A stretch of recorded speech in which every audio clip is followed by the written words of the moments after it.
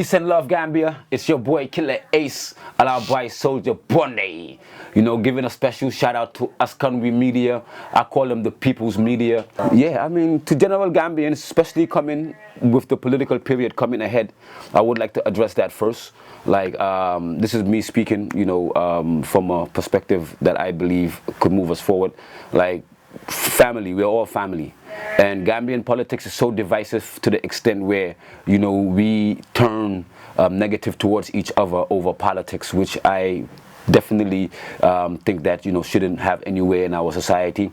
Unfortunately, our politics is not as mature to the extent where we could still peacefully coexist without supporting each other or sharing the same views. And that's where we want to see Gambia, where you could be NPP, he can be UDP, I can be AGC, and we still live in coexistence and debate over policies, etc. You see Barcelona and Real Madrid fans, like they argue blah blah blah, but they sit down and drink a and watch the match together, so I believe that's what Gambian politics should be.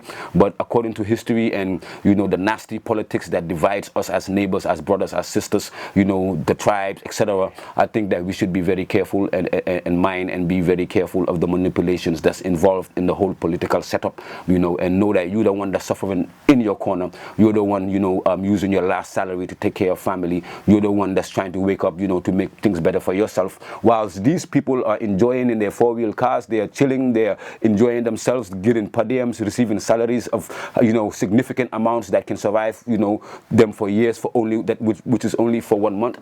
So we have to be smart as Gambians and not let politics manipulate us. Yes, across the board. So that's one of my first messages. Regarding the last year, it's been crazy.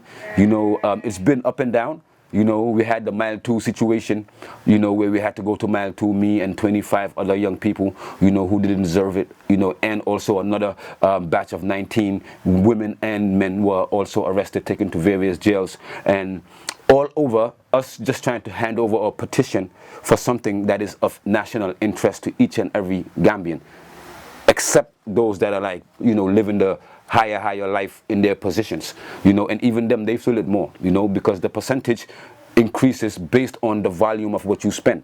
So 258% of somebody that's spending 10,000 is way more than somebody like me who's only spending $50.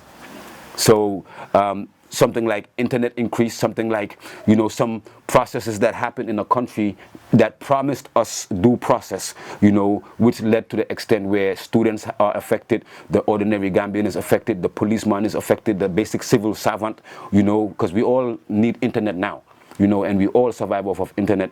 And it's very unjust to see that we, fighting a cause that was for everyone, ended up facing a horrific situation.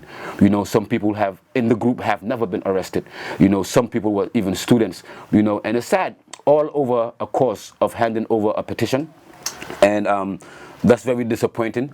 But there's I see light in every battle at the end of the day. But it's just disappointing, that we pick and choose and we are very selective with how we apply laws in the Gambia. We as peaceful citizens, less than 20 people, go over to hand over a petition for something that is of national interest, as it is our right to do. We get treated, demoralized, brutalized, taken to like one of the worst places to be in this world, Mile 2, and now not just that, we're going back and forth, court adjournment, which is frustrating and depressing, whilst you see a lot of things that are happening in the country that are 1 million times more serious. We see all of these audit reports. We see all of these allegations of mismanagement. We see allegations of kickbacks. We see allegations of, a whole bunch of things that are out there. No arrest. We see certain groups going out to the streets without permits, occupying the headquarters of the National Security Force of the Gambia Police Force in Banjul.